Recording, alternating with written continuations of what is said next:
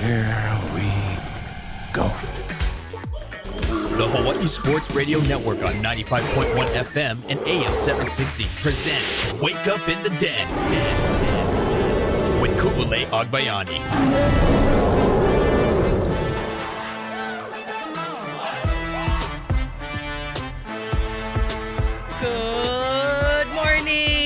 Beautiful people, let's wake up in the den. Ku'ule Agbayani, Paul Brecht. Happy Aloha Friday. Hope everyone had a fabulous week so far and is getting set for the long Memorial Day weekend. And it's funny because apparently a lot of people took today off because the traffic reports keep saying, oh, the roads are so empty. The roads are so empty. Everyone already making their way out. Didn't go to work today. I am taking a half day because we are flying out to Maui this afternoon to go to the University of Hawaii football meet, greet with some of the Maui friends and alumni of the University of Hawaii at Manoa. So it'll be a really fun time. Be sure you follow us on social media. I'll be posting a lot of content from Maui at High Sports Radio. I'll be in Maui. Paul will be here covering University of Hawaii baseball as they killed UCSB yesterday.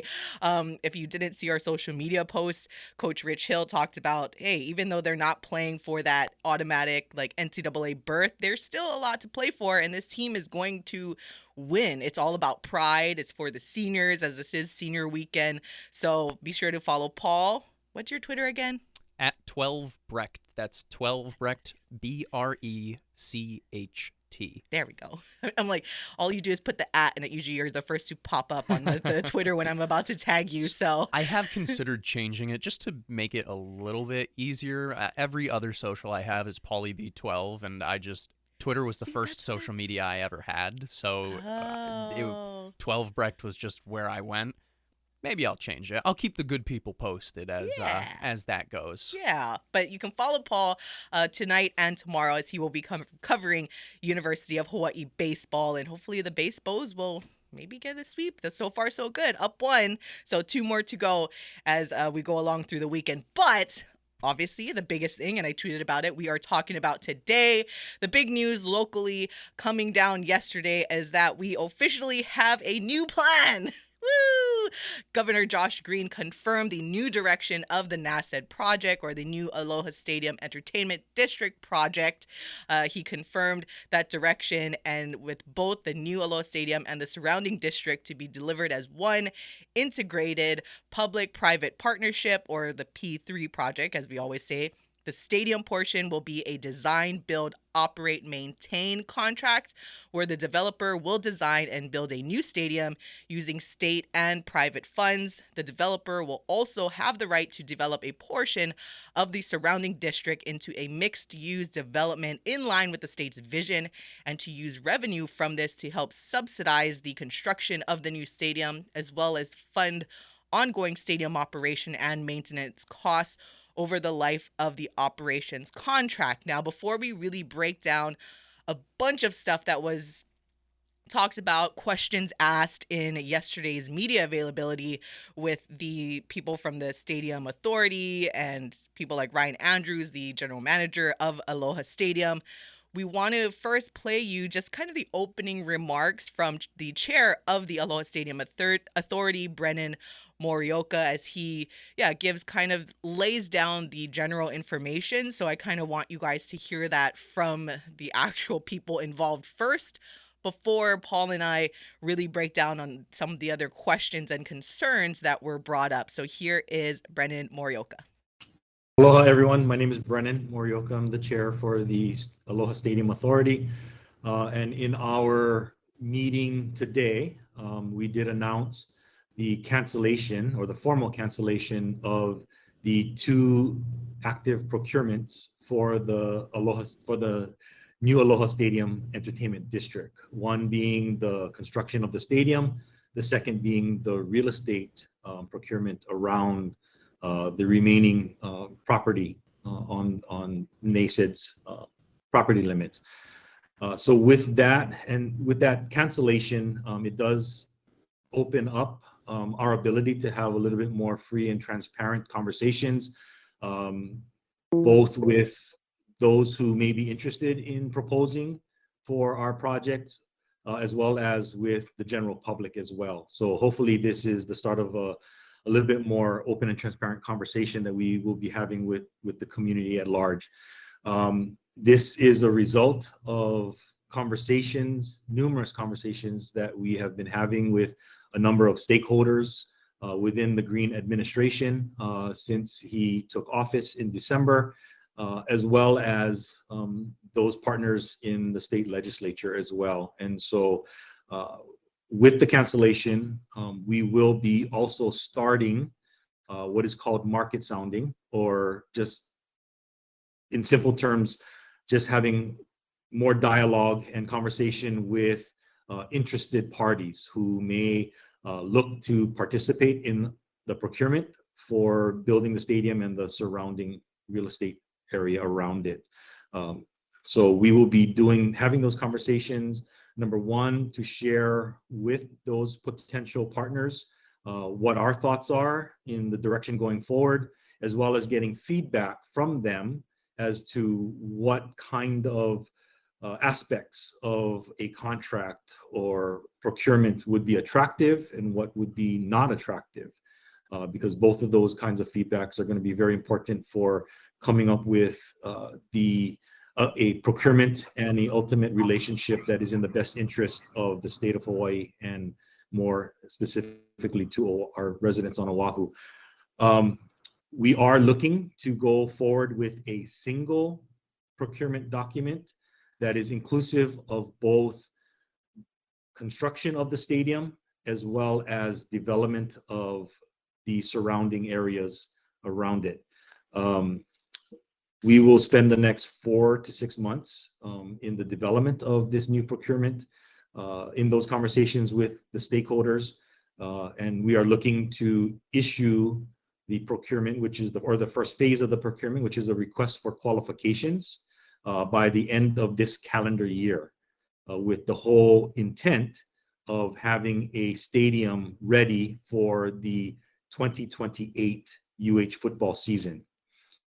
We are looking for partners who will help us build a 25,000 seat stadium initially, and it will be in a design, build, operate, maintain type of contract, where that contractor will, number one, demolish the existing stadium and then proceed with designing and building the new stadium, and then entering into a 20 or 30-year relationship with us to operate and maintain that stadium.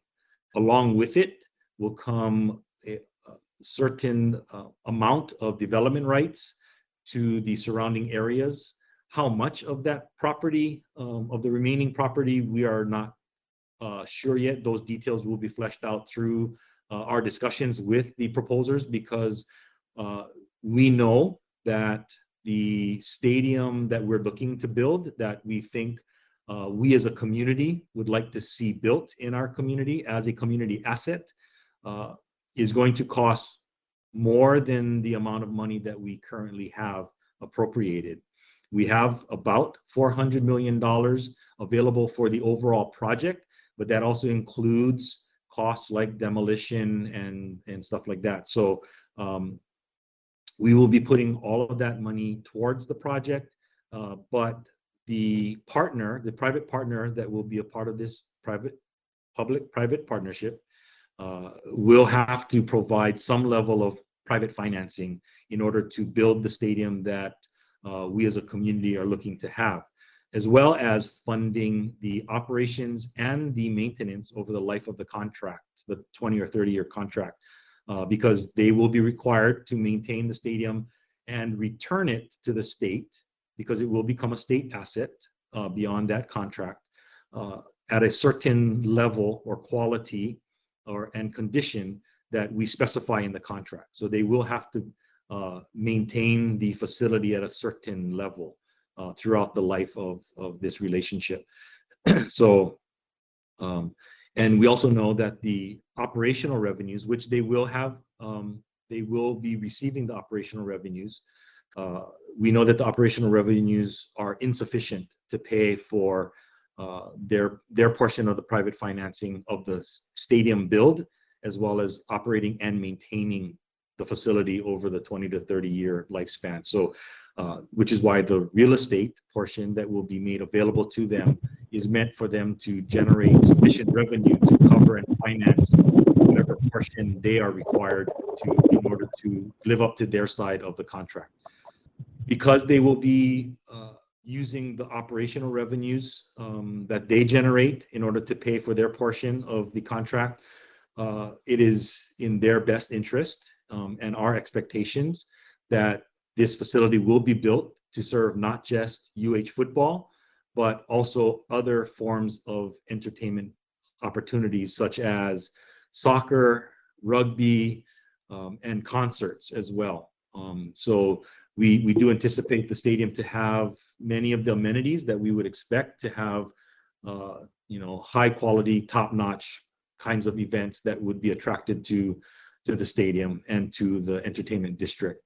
And again, we do stress that this is a district that has been developed through a programmatic master plan in collaboration with the community. So the community was really a driver in the development of the various aspects of what this district will look like in terms of housing, commercial and real estate, entertainment types, open space, all those kinds of opportunities here on this property.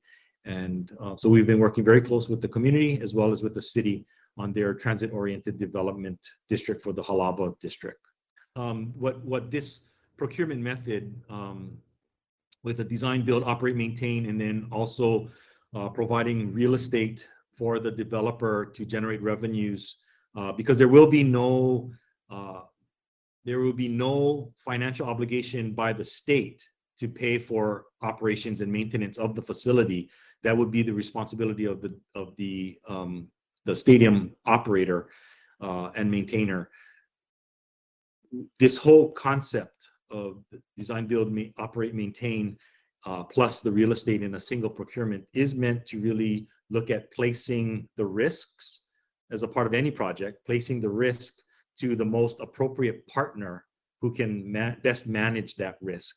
And so as a net, we do believe that the net risk is reduced to the state overall through this contractual relationship and this process. So we do think that this is, and especially with the way that much of the appropriations has changed for this project over the course of the years, especially over the last 2 years, where we now know exactly how much money that we have. We do feel that this is the most appropriate contractual method, and we are very optimistic that we will get a product and get a stadium and a district that many of our residents are going to be happy and will be able to enjoy in the years to come. And once again, that was Brennon Morioka, the chair of the Aloha Stadium Authority, just giving his opening remarks during yesterday's media availability.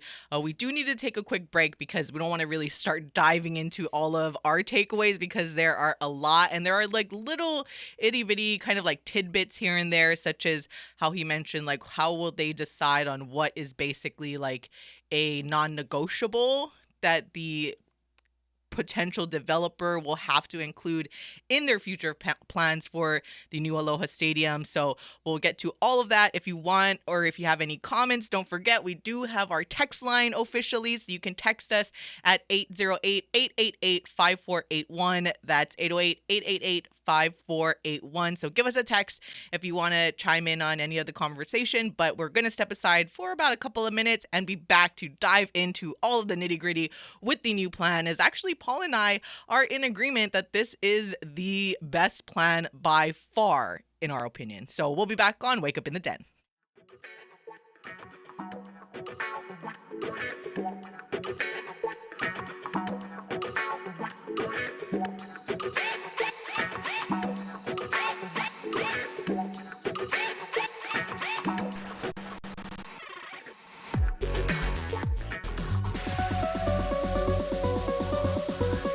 Wake Up in the Den with Ku'ulei Agbayani on the Hawai'i Sports Radio Network, 95.1 FM and AM 760. It's Wake Up in the Den. Ku'ulei Agbayani, Paul Brecht. Vegas vibes as my YouTube Friday hat of choice today. The Las Vegas Golden Knights, baby. Let's go, Knights. Want to get them back in the Stanley Cup final. Oh, man, that means I might have to take a weekend trip to Vegas if the Golden Knights make it back into the Stanley Cup final. I don't know if I ever told you that, Paul, but I was at their first run at it when they were playing the Washington Capitals, and it was a game that they actually did win in Las Vegas. So it was really fun. Yeah, maybe it'll happen again, but I had to sport the Vegas Golden Knights hat, and hopefully this will give them the luck that they need to close it out and make it. Yeah, just got to push it right over the finish line into the Stanley Cups now. Yeah, I like the thinking there. I noticed the hat when I walked in. Slick hat, good hat. People on YouTube or people listening not on YouTube yet should go to the YouTube, check it out, because along with a fun show it's been so far and going to continue to be, you get to see Ku'u's awesome hat. I think that's gonna be my thing now for our YouTube shows. I'm gonna change up the hats every single time. I have tons of hats, that's why. So they usually never get worn. So this will be the one day that I'll wear the different hats, and we'll see. We'll go with maybe some kind of theme. And if all else fails, if there is no theme, then maybe I'll just wear a UH hat or a Bears hat. I don't know. We'll see. The funny thing is, when I walked in, one of our salespeople here, who is a huge Raiders fan, thought for a split second I was wearing a Raiders hat. And I'm like, no. Oh, no. Never it is that. Vegas, but it is not a Raiders hat. All right, getting back into the biggest news to come down that I know a lot of people are concerned about. Don't forget, you can text us and chime in during our conversation at 808-888-5481. Whew, there's a lot to unpack. So I think I want to backtrack first, and they had answered this question yesterday, and I was very adamant about this because it was very annoying not having more information, as I'm all about the facts. I'm not going to dwell on the past. They did already spend $25 million on the previous process, but I'm just generally the type of person that is all right, the past is the past. Yes, it sucks, but it's just going to stress you out and make you more upset if you're just more concerned about the past. So now there's a new plan. We're going to move forward. And that's go and in that direction and into the sunshine and rainbow land, hopefully. So I don't want to dwell too much on I've done enough of that about complaining about, they already spent all of this. No, we are moving forward. But more importantly, that was answered yesterday in terms of why we were left in the dark, it felt like, for all of this time. So because they officially, on top of announcing the new plan for the stadium yesterday, that officially ended the previous procurement process, which includes the request for qualification and the request for proposals.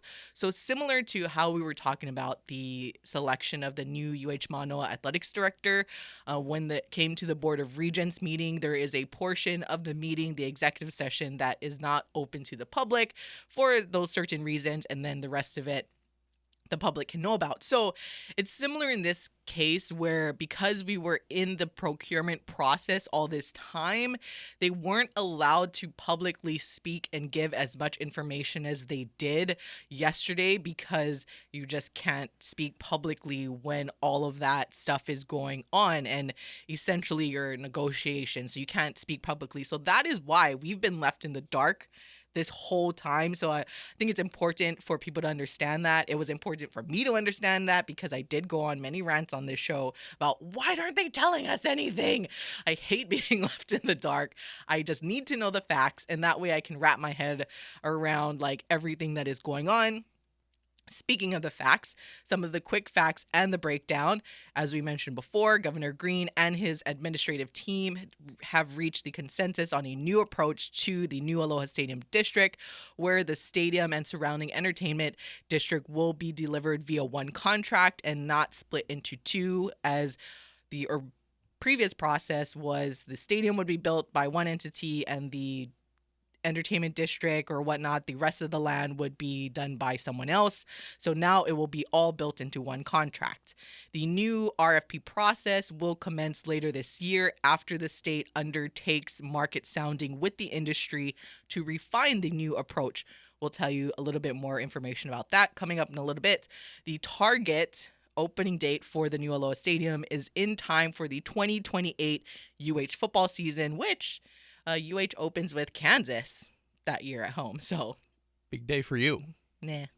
I'm only a Kansas men's basketball fan. Yeah, I'm not like a overall Kansas. Other than that, we root for USC here. Understood. So Understood. It's only, but so we're rooting for definitely for Hawaii in that game. So that'll be pretty good if the new stadium is in fact built by then. The new approach uses the current appropriation of the approximately $400 million and transfers the responsibility of long-term funding and cost overruns to the private sector, reducing the risk of financial burden on local taxpayers. Yay! So that's a good thing. And that's a big thing because I know a lot of people, just like myself, we look at the project like the rail, even though it's technically a city thing, we still look at the government. You just see that it goes, this was what it was budgeted for, and then it goes up and up and up and up and up. And there's all these kinds of things going on behind the scenes, people getting in trouble from heart, and like, it's just, what is happening? So now the state and us as local taxpayers aren't going to have to front that bill should it keep running into these cost overruns that will all go onto the private sector, private developer. So that's huge. The new Aloha Stadium will be designed, built, operated, and maintained by the successful developer and will have a minimum of 25,000 seats. So we'll kind of give more details on that as well. So that is the very, very minimum of 25,000. It doesn't mean that if the developer comes in and thinks, hey, they can give a good deal that says we can go to 30,000 plus, that doesn't mean that's not going to happen. The minimum is 25,000. So, we can kind of breathe easy at that. The successful developer will be expected to deliver the project in line with the state's vision of an entertainment district. This is still expected to be built out over approximately 20 years, but depending on how the contract is set up, I don't know, and who the private developer is and what their plans are, could be quicker because they want that return on investment real quick. The existing procurement process, as we just mentioned, for the stadium and real estate projects have been canceled. So again, this is why we were able to have the media availability yesterday and be able to get so much more information, which feels great. I remember one of their spokespeople, AP, I just told him, I was like, oh my gosh, like, thank you for the invite to this. And it helps so much so that we can help communicate it to all of our beautiful listeners out there. So the previously shortlisted teams have been invited to participate in the new approach. And much of the previous work to date can be repurposed for this new approach. So those are the quick facts.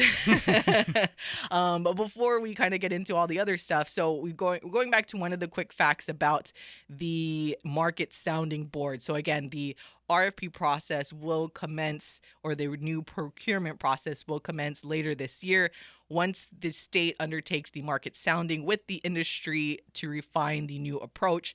So that market sounding webinar will be on June 14th of this year, and to allow for discussion and input from prospective bidders, the industry, and users of the new approach.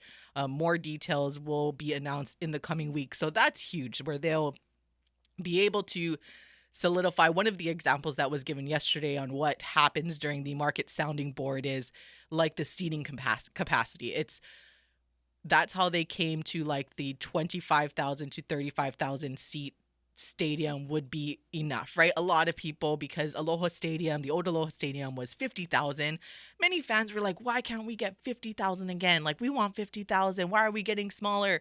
I was always a proponent of the 35,000 because a lot of stadiums, especially a lot of Major League Soccer stadiums that give you like really awesome fan experiences within that stadium, are around like that 25 to 35,000 seats. So part of the previous market sounding type of thing that they did, that's where they came up with, hey, 35,000 is enough for what we need here with the new Aloha Stadium. So that's kind of what will be discussed. Another thing that I had asked about is the seats. So 25,000, and I brought this up before, where I'd be okay with 25,000 if it meant that we would have the individual seats. So that's a huge thing. So a lot of people struggle with having the bleacher seating all around like we do at Ching, which, again, kudos to UH for getting that built up so fast. But a lot of people are like, man, we were going to miss the individual seats that were at Aloha Stadium. So that's going to be part of this market sounding is, hey, would it be feasible and possible to build the 25,000 with individual types of seats? So those kinds of things will all be discussed at this market sounding again on June 14th, where they will kind of look at all the input from potential like participants in the bids and people around the industry, and media is invited. So I'll probably put our name in there just so we can be involved and listen to everything that is said. So we need to wait for that before the next RFP process can begin. So it's a lot. It is a lot. Quick Facts was certainly a way to describe it from their release, but a lot of information to digest. I hope everybody's sticking with us and following along pretty well because, there's a ton we can talk about from this because, when it comes to 25,000 seats, that's plenty if they're good quality seats, if it's a good quality experience. And that's kind of what it comes down to, right, is the old quality versus quantity argument where, okay, it's okay to go down and downsize, but we better have maybe not state of the art. I guess that's a little much to ask, but you better have some pretty darn nice stuff at this new stadium, and you want to make it a destination for people to come, not just for sports, not just for UH football, but for bigger events later down the line so you can make back that money quicker. And that's the other thing too. So when asked kind of how did they come up with 25,000, they were, I believe it was Brennon Morioka who said that's kind of the sweet spot to be able to attract other forms of opportunities. So we want it to be mixed use. Ryan Andrews, the manager of Aloha Stadium, had said now that they do have a plan in place, he's going to make his phone calls to the United Soccer League because they still have a lot of interest in coming here, putting a team over here. So now that there's a plan, they'll want to possibly come here also for concerts. And if it's 25,000 seats, that means you could probably get another, 5,000 if you put the chairs on the floor. So you're looking at, acts that can attract 30,000 plus. Okay, yeah, we won't get any Taylor Swift, but because she's selling out like the 70,000 like NFL stadium type of thing, but it will attract some. I'm sure Bruno Mars wouldn't mind coming back and those kinds of things. So they want 25,000 was the sweet spot. 15,000 to remind everyone is the NCAA Division I football status. So clears that easy. And the other interesting thing is that Brennon Morioka mentioned is that they prefer to actually build the stadium, though, this initial phase without a roof. So we'll explain what that means and more when we come back on Wake Up in the Den.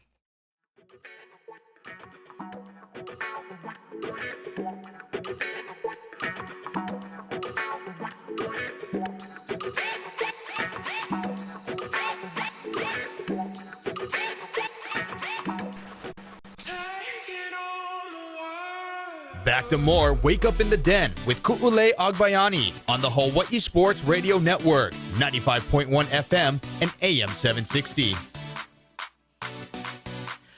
Welcome back to all of you, the beautifulest of all the beautiful people. It's Wake Up in the Den, Ku'ule Agbayani, Paul Brecht, taking on the world here on this Aloha Friday. Whew. Mahalo for tuning in this and every weekday morning to Wake Up in the Den. And that's why, if you're listening right now, you are the beautifulest of all the beautiful people. And if you're watching us on YouTube later on, one day soon, hopefully, that'll be like our next big step. Hopefully by the end of the year, we're going to make a goal that we'll go live on YouTube. So right now we're pre-recording. So Paul, say hi to your camera and I'll say hi to my camera. So right now we pre-record it and we'll get it up either later today or tomorrow. So if you guys want to watch the show on YouTube and see what goes on, then that's what you can do. So, but maybe by the end of the year we'll go live on YouTube. And I joked before we hopped on, like we're making like little adjustments in the studio to everything going on. I guess I'm doing my hats like every time for our YouTube so people can actually see what we are doing over here. So it's pretty fun. The coolest part of our station, at least to me, is that people get to watch us grow as they take in their information as well. We're continuing to try new things each and every day, each and every week. I'm going to have to sneak back into my old college podcasting days and see if I can help us out on that live show eventually. And who knows? We've got a ton of fun stuff this year coming up, and we're only going to plan even more. Yeah, who is that? Pat McAfee. Pat McAfee ain't got nothing on us. That's what we're doing here. We're going to be too big for ESPN to want us. ESPN, we are out of their price range. No, but really, if you want us, we can. Anyways, getting back on track, we've been talking all about the new plan for the Aloha Stadium as Governor Josh Green has confirmed the new direction for the new Aloha Stadium Entertainment District project. And probably the biggest and best part is that the Stadium Authority and the governor, aka like the legislature, are in agreement of this new plan. Paul and I are personally all on board with this plan. I mentioned it before the last break that, hey, I've already vented my frustrations about wasting the $25 million, but I don't like to dwell on the past in my personal life and my work life. Same situation here. I vented enough already about everything that went wrong. Now we're just going to look forward and, as the cliche would go, trust the process in this situation. So I mentioned before the break as well is that we're talking about the seating because I know that's a very hot topic for a lot of people, wanting the same type of individual seats that were at the old Aloha Stadium and not have all bleacher seating. So that is one of the things that will come up and be talked about in the market sounding, and that will definitely be a goal in terms of the future plan that they're going to come up with when they put out the request for qualifications, almost like your non-negotiables in the stadium that the developer must do. So one of the interesting things that also came up is that there would be a preference for no roof for the stadium initially. So they're not limited in the set amount of 25,000 seats. Again, 25,000 seats is the minimum. So there is a potential goal or idea in mind to expand in the future. Hence why there could be a possibility for no roof. So the developer would actually need to build the foundation that would allow for future expansion. So whatever proposals or that the new developer or the teams submit, it would need to include some type of future plan for expansion, or like I said, 25,000 is the minimum. If the developer comes in and says, hey, we're going to give you 35,000 right off the bat, then sure, we'll take it. No, don't do that. Don't hit the sweet spot number of 35,000. Don't do more than our minimum. Yeah, so the goal is to hit 30 to 35,000 when it is completed, like the whole stadium is completed. 25,000 is the minimum, and depending how quickly revenue comes in, they would begin to start looking at that expansion to the 30 and 35,000. So keep that in mind when we think, for a lot of people that are hating the 25,000, they are already thinking of needing to include the foundation and the plan to expand the stadium to hit 30 to 35,000 down the line. So they're not sticking at 25. And I'm keep on repeating myself because I know, like I said, I'm trying to hopefully shed some light, because I know there's a few things that a lot of people are very, very passionate about when it comes to the stadium. So they are looking already to be bigger. Another thing Brennon Morioka mentioned is that the new developer, or not like they would have to, but they would like to see the new developer if they can propose building infrastructure that would allow for concerts to make it easier for them to come in. So like the riggings with concerts, if somehow that's, included seamlessly into the new build out for the stadium. So they're looking at all of those things too, just to make sure the state and the fans and the people of Hawaii can get this type of amazing stadium that we all deserve. Yeah, you want the best bang for your buck no matter what. And especially when the process has been this long and frustrating for a lot of UH fans, for a lot of Hawaii fans in general. You want them, if they are going to take their time and throw away plans and whatever, you want them to get it right. You want them to give you the best opportunity to make the state and make the people here as happy as possible with their decision to build this stadium. Hence why they're going to leave an opportunity for more growth in terms of seats. Hence why they're going to look into making it this, dual purpose or multi-purpose stadium, not just a football place. It's a lot. Well, we've said it a ton of times. There's a ton of stuff that has gone into this new plan, that's gone into this entire process in general. But it's nice that now finally it feels like there is a unified direction. That was something we talked about with Craig Angelis coming in, talking about how people need to be unified, how all of that stuff to get it done. Well, first step is done. Now it looks like we're all finally unified on something. Let's get going. We're getting there. Let's start paddling towards the same direction. Also, something that was asked in the follow-up question to that expansion is if the developer will be required to give a timeline of the expansion possibility, to which the reply was no.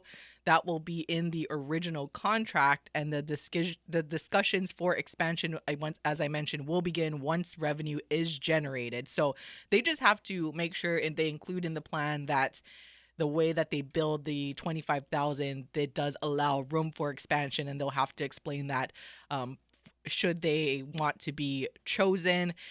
So looking at the timeline, that's a big deal with a lot of people. As we mentioned, the goal is to have everything ready for the 2028 University of Hawaii football season.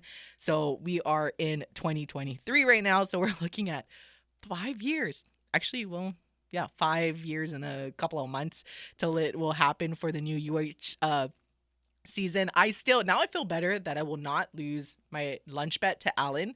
So our bet is that the stadium will be completed before 2030. That's the side I took. And then when everything got mumbo jumbled, I started thinking that thanks, they would make me lose my first on-air lunch bet to Alan because I'm 3-0 right now. But now, you know what? I'm back on track. Maybe I should double down on my before 2030, because this new plan, which I thought was when they first announced private-public partnership, I was like, this is almost the plan that I thought it would be. And then the P3 initial project, I was like, wait, no, that doesn't sound right. And then Governor Ige completely changed everything. So now I'm like, this is exactly what I had in mind. I just didn't know how to explain it because I'm still, even though I love talking about and reading about sports business, I'm still relatively new to this whole thing about, building stadiums. That's kind of like not my forte.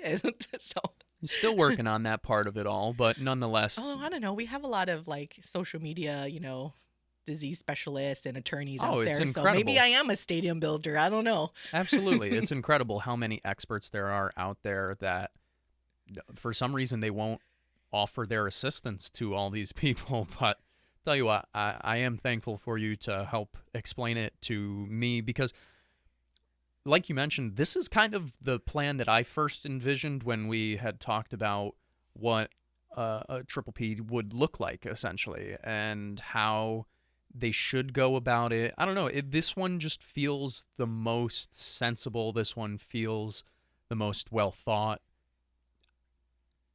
I don't know. Maybe we're crazy, or maybe you and I are just geniuses who should have put in our input from the start.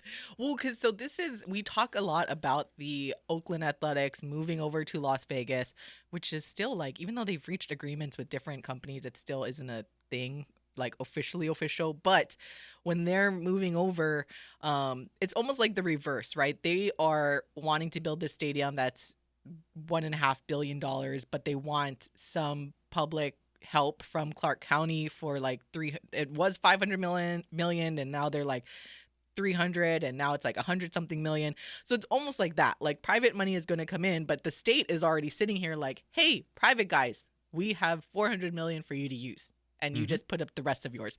So that's how it kind of is done at a lot of when these new stadiums get built. The private sector puts up majority of the money, and then they request help from taxpayers or whatnot. So it's just the reverse now. The tax money is approved, and now the private entity can come in and already know that they have that much to use and then put up their money on top of that. And then if there are cost overruns, the private sector will take all of that responsibility and not have to burden the taxpayers like we've seen with the rail, where it's cost overrun, cost overrun, cost overrun. But because the private entity will be held to all of that, that's where I go back to. It gives me more confidence that because they don't want to waste their money. That was my thought. Yeah, they're going to want to build everything as quick as possible. Entertainment district, they said 20 years, but hey, depending on what the agreement they can come up with for the state, like I know Governor Josh Green is very adamant on affordable housing, but say if it was like, hey, okay, we'll give you this much affordable housing if you let us build like this hotel or something. Private sector is going to get that built in no time because they want to start returning on their investment as quick as possible. If there is one thing I've learned in my time around the wealthier class of people, patience is not really their forte.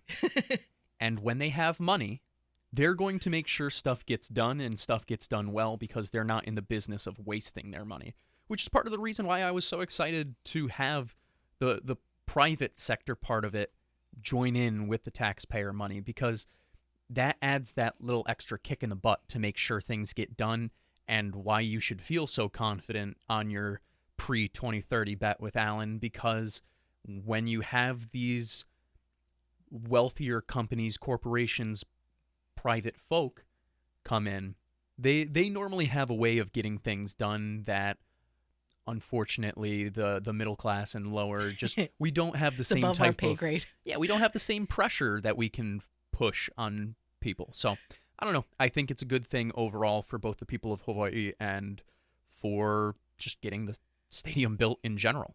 Yeah, and so there is more to the timeline. Again, even though we're at 2023, time for it to be built is 2028. However, the actual contract will likely not be agreed upon, and the developer won't be chosen until 2025 is kind of what they gave us. So from 2025, it would give them the 3 years to build the new Aloha Stadium. So we'll break down that timeline and more to wrap up our show on this Aloha Friday on the Hawai'i Sports Radio Network.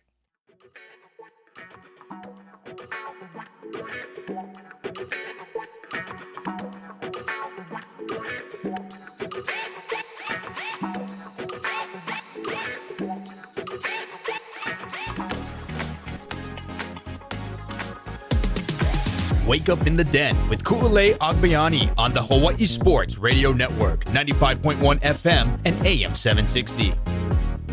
I feel like I'm already ready for Vegas. That I may or may not go. I'm ready to, I'm going out to an event today on Maui. So, yeah, that's going to be fun. Whew. Full show all about the new Aloha Stadium Entertainment District plan, as we do officially have a new plan. Everyone's on board. I mean, I know a lot of people will still have their doubts. I know our Alan Mia, as he always does, he's Mr. Non-Sunshine and Rainbow, that he still is holding steady on his 2030 and beyond for the stadium to be built. I'm pretty sure Paul and I are, so far we're on that faith of it'll be done. So just to go down the timeline or the procurement process. So the previous procurement process has officially been canceled. Once again, to remind everyone, that is why we were able to have media availability. Thank goodness. And we were able to understand more about the process and the new process coming up. So the procurement process, again, is 2 steps: the request for qualifications and request for proposals. It was almost like deja vu of the whole athletics director thing, because it's like, so the procurement or the request for qualifications is just like how there was that initial, application process for the new AD. Companies are going to submit their list of qualifications, and that does take them some time to, provide. And so they will do that by like the end of the year, have everything submitted. So once again, the market sounding will be June 14th. After that, the Stadium Authority will go and kind of dissect that, get all of their yeses and nos together, and then they will start the second procurement process and request for qualifications. Once that comes in, from there they will choose a handful of candidates and they will send out the official request for proposals. Now, Brennon Morioka said that that request for proposals process will take 10 to 12 months, right? So that's why the actual contract for the new stadium probably won't be finalized until like the middle of 2025, because these entities, and it's understandable. I mean, that's a big project. I think people kind of get lost in the, oh, why can't they, like, and these are companies that are working on other projects, right? Like, you're not going to have a company that's good. They're not going to award this to a developer that has never done it before and is only focusing on this. So no, that would be bad business. Yeah. This is a $400+ million project. You need to make sure that you're getting maybe not the best of the best. You'd love the best of the best, but you need to get somebody really, really good, and you don't want to rush that part of the process, especially after the amount of wasted time that they've already had. You really want to make sure you're getting it right going forward. Plus, you have to review the actual request for proposal, which I heard through my inklings and little birds that the last request for proposal was about this thick. So if you're the company, you need to review like this thick of, and if you watch this on YouTube later, you'll be able to see, but it's really a fat stack of paperwork that you have to read through to be sure that you and your team kind of develops the best plan to present to the powers that be to be able to be chosen for the project. So that's why the process takes time. The private entities need to take a look at their finances because, again, they want to make back the return on investment. So it's about making sure it's even with their bottom line, aka making money, and also the state's bottom line, making sure that we can provide a great stadium for the people of Hawaii and the stadium that people deserve, not just University of Hawaii football fans, but concert lovers, soccer lovers, everything. So that's why the process takes about 10 to 12 months before we get to that contract execution period, which, yeah, it was tentative, will likely be beginning/middle of 2025, leaving about 3 years for the stadium at the very least to be built. And then the entertainment district surrounding will take, that they say, about 20 years. I think at least a good chunk of it will be built quicker because, again, it's all about the bottom line for the private sector, making back that money depending on what the agreement is. So that's just kind of a look at the timeline. And then also, you know, the NASED team are looking at the best value for the state. So we go back to such as the bleacher seats versus the individual seats, whether they can include, again, the concert rigging units, if they can include suites, because that's big. Like if you went to the ones at Ching, there's like, it's not the best. I fortunately have been able to go to like actual suite levels. Like I've been to the suites in Allegiant. Now we're not going to expect that at the new Aloha Stadium, but you're going to expect a little bit better than the ones at Ching. So that how the locker rooms are going to look like, how spacious it's going to be for the football team, and hopefully maybe other semi-pro teams that come in or soccer teams that come in.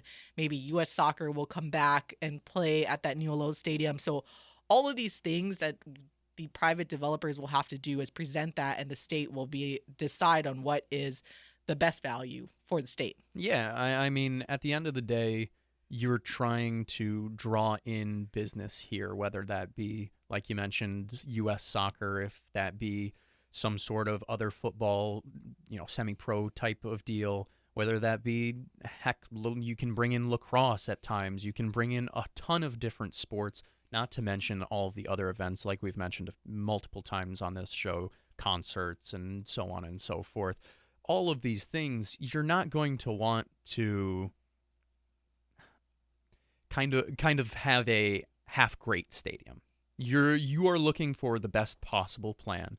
You are looking for what's going to meet in the middle for both sides, because that really is something that I do think people consistently forget, is that it's two separate sides coming together to find the perfect agreement for everybody. And it's it's understandable that they're going to take a ton of time on it, and I would want them to, because I want this to be awesome for the state of Hawaii, especially considering you look at what Aloha Stadium meant to this state, meant to so many teams, so many people. I don't know if that's something you're ever going to get again, obviously. Like that is something that is special in the history of the state of Hawaii and their athletics programs. But you want something that does that justice. As you're building a new Aloha Stadium, as you're building this new venue, you want something that does the state justice and does the state proud as you go on into the future. And I mean, I always will bring and it beyond. back. Yeah, I will always bring it back to sports too. When it comes to recruiting, that is a really big thing when you're trying to get kids out here to the islands. You want to show that you have the same type of facilities and the same type of opportunities as back on the mainland. Because and impressing their families as well. Right. There's just so much to it that I'm glad they're taking their time with it. I'm glad they're figuring it all out. All right, so we're on board with this new plan. I know a lot of people will still be upset, and that's fine. Like this is a topic everyone's very passionate about. But I think collectively, it feels like the best plan yet. But we're just about out of time. So the next important date is June 14th. That market sounding, which will give us more of a direction on the way they want to go. But that's all for our Aloha Friday show. For Paul Brecht, I'm Ku'ule Agbayani. Go Knights, go! It's been Wake Up in the Den.